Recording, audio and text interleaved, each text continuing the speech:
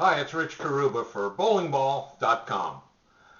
You know, there's quite a bit of interest in learning and understanding symmetric versus asymmetric bowling balls.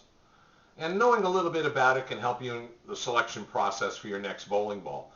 Bowling ball symmetry, as it's referred to, it varies from bowling ball to bowling ball, and it's based on certain factors engineered by the manufacturers in the construction process.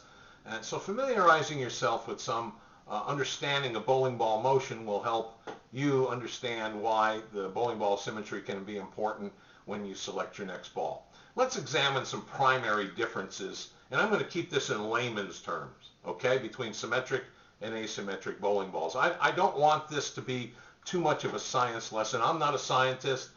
If you're really interested in digging into it, there's a lot of information in a bowling ball motion study conducted by the United States Bowling Congress back in 2005 or 2006. It'll help you. But let's get to the bullet points, because you're interested in picking the right ball and spending your money wisely, aren't you? I would be. So let's talk about it. First, symmetric core. Let's talk about these bowling balls undrilled.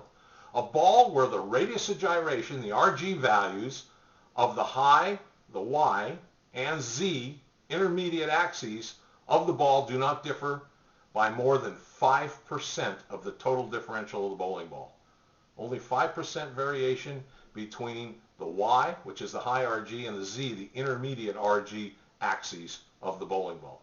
Now, the asymmetric core for an undrilled ball is a ball where the RG, radius of gyration again, values of the Y, the high RG, and the Z, the intermediate RG axes of the ball differ by more than 5% of the total differential of the ball. Okay?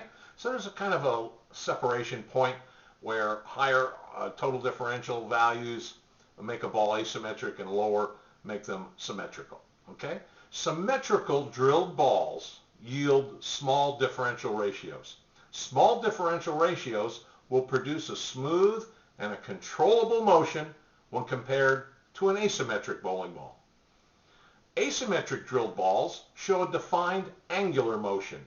Now, these balls, as we all know, can create more area at the break point and respond to friction faster at the break point than symmetrical bowling balls.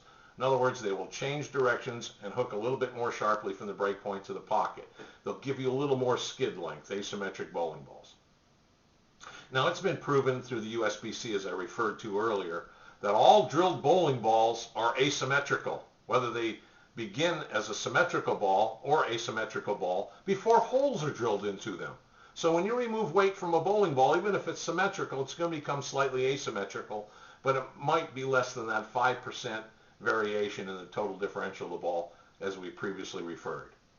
Now, the term differential in bowling ball can be defined as the difference between a maximum and minimum radius of gyration. And RG, of course, is measured in inches, and it's the distance from the axis of rotation at which the total mass of the bowling ball body might be concentrated without changing its moment of inertia. That's as far as I'm going to go with the science of it, other than to say that total differential is the difference between the low RG and the Y, the X and the Y, low and high RG axes, those values of any given bowling ball. Intermediate differential is the difference in radius of gyration between the Y, which is the high RG, and the Z, intermediate axes on the bowling ball. And the difference, or the differential of RG measurement, indicates the bowling ball's track flare potential. The track flare potential is really what you're interested in, the rating of the track flare potential that determines how angular or how continuous and smooth of an arc a ball is going to produce after it's drilled. The higher the number, the greater the track flare potential. So the higher the RG measurement, differential measurement, the greater the track flare potential. And the key to ball motion is intermediate differential, which is measured, the measure of a bowling ball's degree of asymmetry. Differential ratio is simply defined as the intermediate differential, again, divided by the total differential. And the larger the differential ratio, the more asymmetric is the bowling ball. And conversely, the smaller the differential ratio, the less asymmetric the bowling ball. Well, now there's a lot of other factors that go into bowling ball symmetry, and when they start talking about differential ratios and so on, but all that is advanced into really the category of discussing bowling ball motion. We happen to have an article on it at bowlingball.com, just like we have an article pertaining to this video, and you've already seen the article because you've had to scroll down below it to find this video. Now, bowlingball.com has made an effort through the years to provide useful information about bowling ball technology, always free, no charge to our community visitors. So please, we can't answer every question for every bowler. We have to have a little bit of generalization when you deal with new bowlers to highly skilled players. Our hopes are in helping each of you, however, gain further knowledge about the highly technical world of bowling ball design, okay? So if you wish to view some of the latest bowling ball equipment in the bowling ball market today, we've got some videos at our site, and you're free to watch them if that helps you identify ball motion and helps you understand a little bit more about symmetric and asymmetric undrilled bowling balls. Okay? We thank you, and I hope some of this information helps.